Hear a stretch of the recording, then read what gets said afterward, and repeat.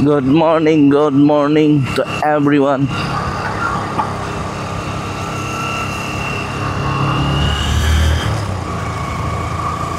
Guys, ngayong umaga pupunta tayo ng bayan.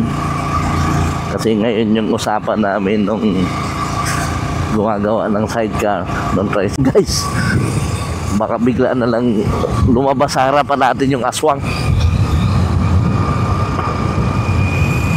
Ayan. Saka dito tayo dumaan kasi may nabibilhan tayo ng gas dito, 60 per liter. Kasi wala na tayong gas. Kasi yung mga gasoline station papunta sa bayan, nako, mamahal ng gas. May isa pa nga 67, 62. Sayang din naman yung 2 piso.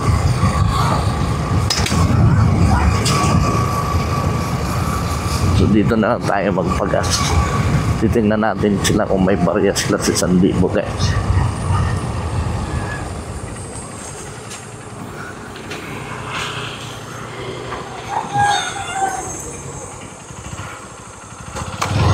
Saka hirap umahon dito.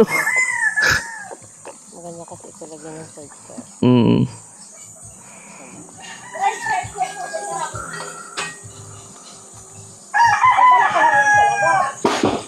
Susukatan ngayon to pag mga bago magtapos ng linggo ay makukuha na rin daw.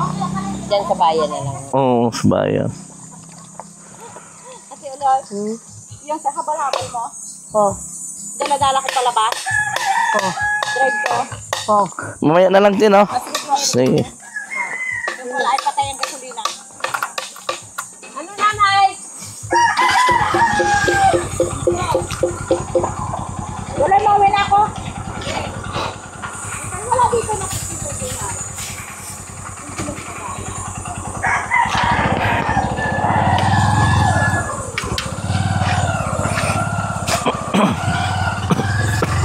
Guys, kasi alam mo yung mga anak natin mahilig sa gala.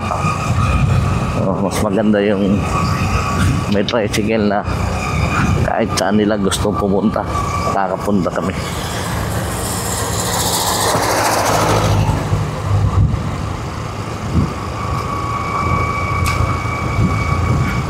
Buti naman ngayong araw hindi maulan, guys. So holiday pa kasi ngayon, guys, dito sa Pilipinas.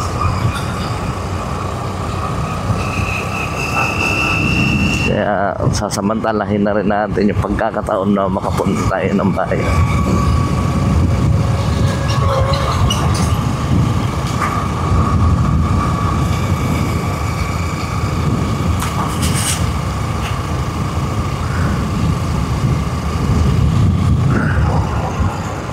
Kaya alam nyo guys, sa ilang taon na hindi ko pag-uwi ng itong kagandahan dito, makikita mo yung mga palay, ngayon pa lang sila mag-aani.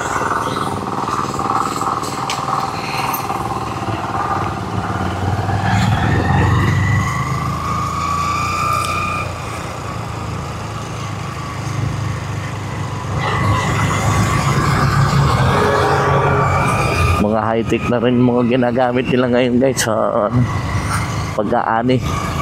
Pag inaani mo yung palay, paglabas bigas na. Ganun na ka-high-tech.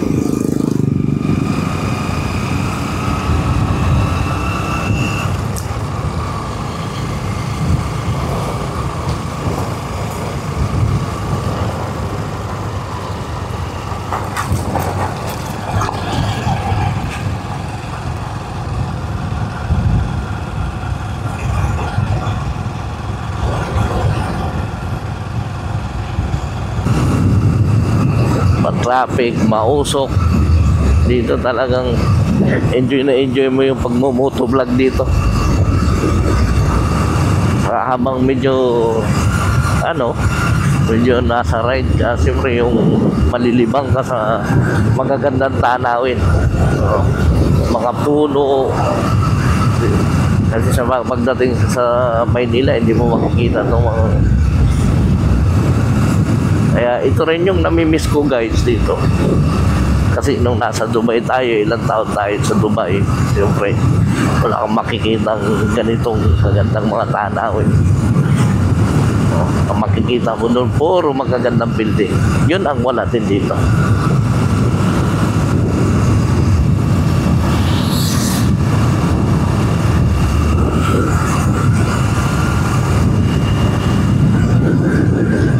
Ito nga pala. Parang alam mo yung bandang Rojas kasi mayroong permit na. Kukuha mo siya ng permit.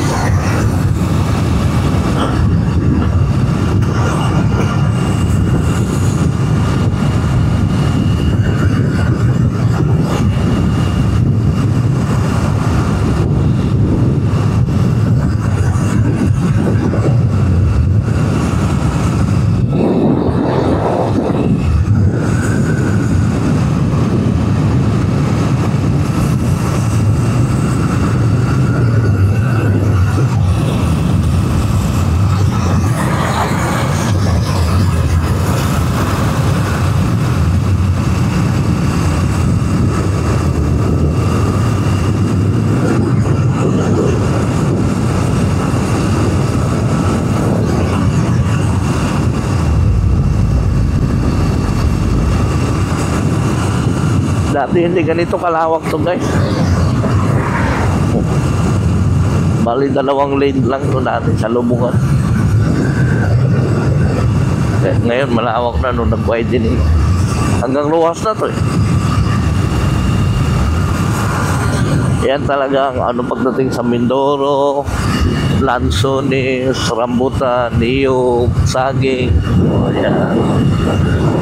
Yung mga produkto dito, nakikita mo sa tabing kalsada na. Mangga. Oh, di ba?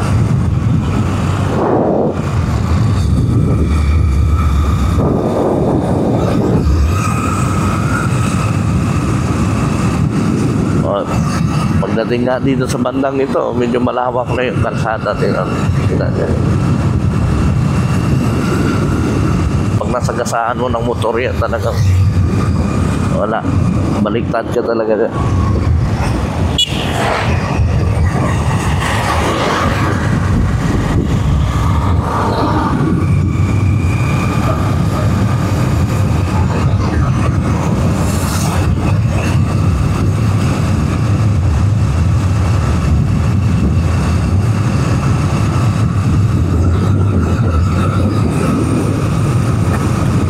Dito medyo ano na, lumaki ulit. Ano na tayo, anong ano.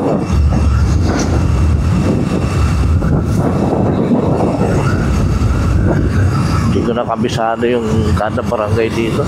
Pero nung maliit pa ako, naku, sobrang galaan dito. Kung saan saan nakakarating.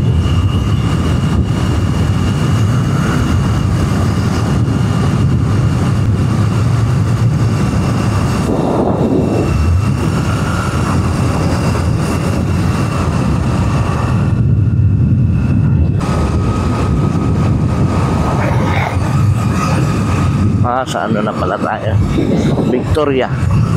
Sa Victoria Secret na tayo guys. Ang next na ano, sa Nakilino na. Sa Victoria naman na.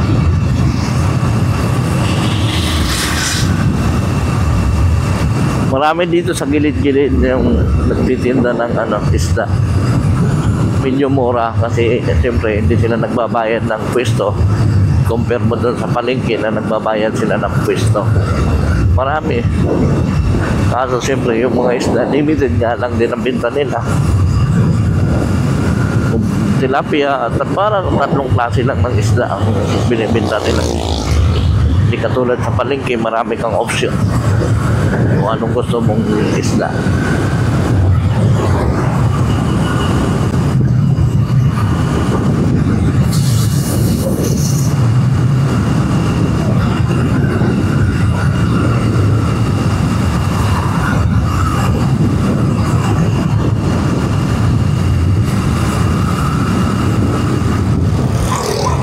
Ayun, dito na tayo guys sa San Aquilino.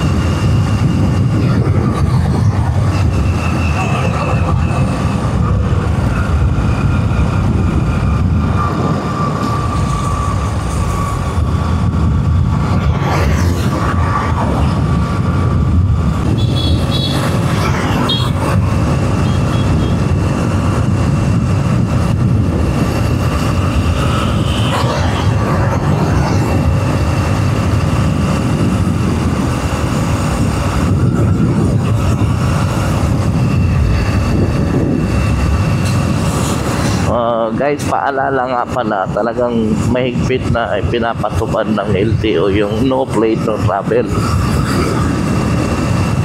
Kaya kunting ingat lang.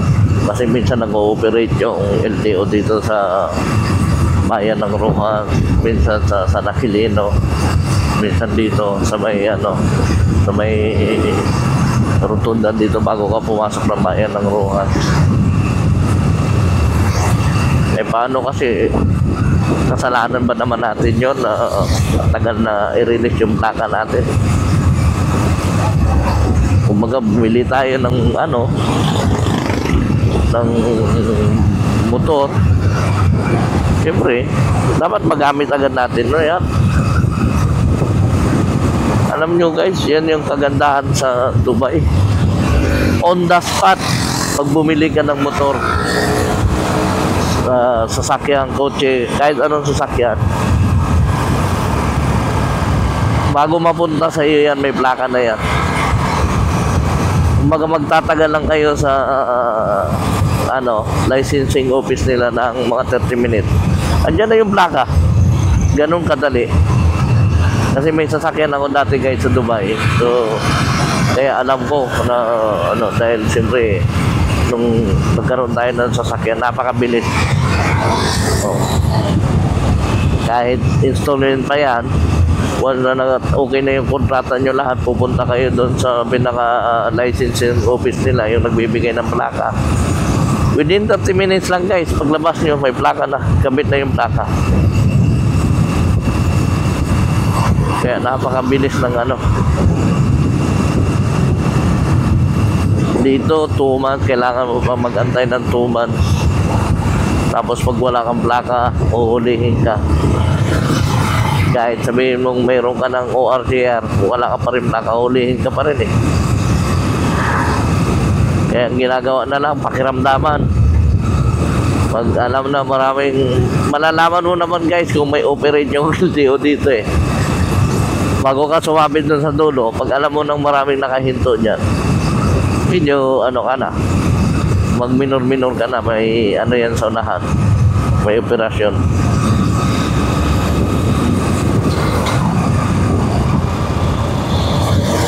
Ayun, dito sila malimit guys, minsan dito. Ayun na, dito na tayo sa bayan ng Rojas. Ayan, ito ang bayan ng Rojas Oriental Mindoro.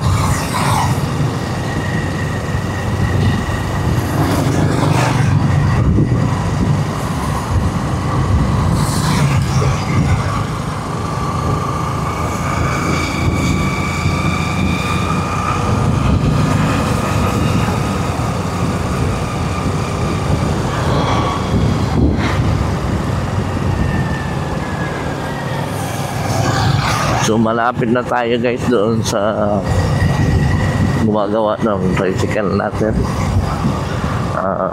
Guys, thank you so much for watching. Please don't forget to subscribe, like, comment, and share.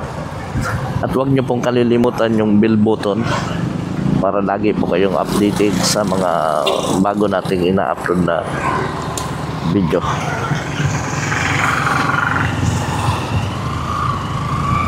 Yun lang guys, at maraming salamat po.